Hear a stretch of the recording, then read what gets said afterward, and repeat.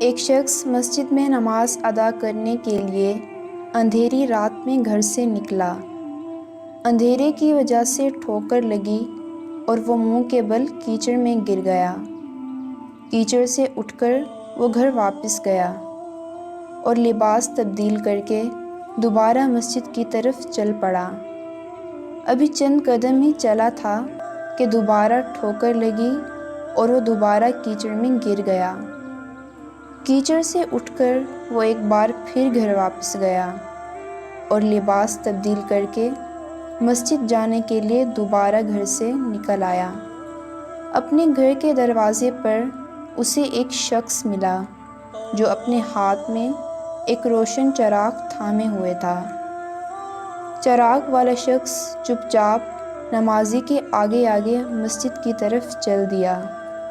اس بار چراغ کی روشنی میں نمازی کو مسجد تک پہنچنے میں کسی دشواری کا سامنا نہ کرنا پڑا اور وہ بخیریت مسجد تک پہنچ گیا۔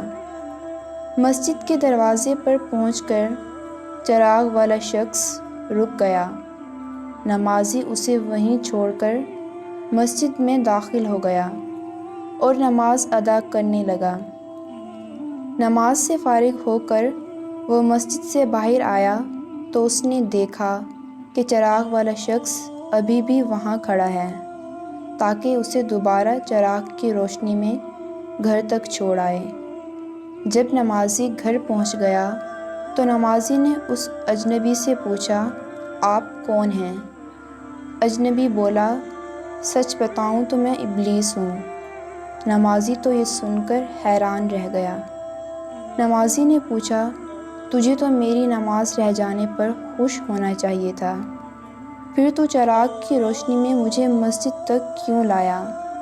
ابلیس نے جواب دیا، جب تجھے پہلی ٹھوکر لگی تو اللہ نے تیرے عمر بھر کے گناہ معاف فرما دیے۔ جب دوسری ٹھوکر لگی تو تیرے سارے خاندان کو بخش دیا۔ مجھے فکر ہوئی کہ اب اگر تو ٹھوکر کھا کر گرا تو کہیں اللہ تیرے سارے گاؤں کی مغفرت نہ فرما دے، اس لیے چراغ لے کر آیا ہوں کہ تو بغیر گرے مسجد تک پہنچ جائے۔ اگر اللہ جسے پسند کرتا ہے تو اسے ہر مشکل سے نکالتا ہے اور اس کی مدد کرتا ہے، تو آپ بھی اللہ کے ساتھ ہو جائیے اور نیک بنیں۔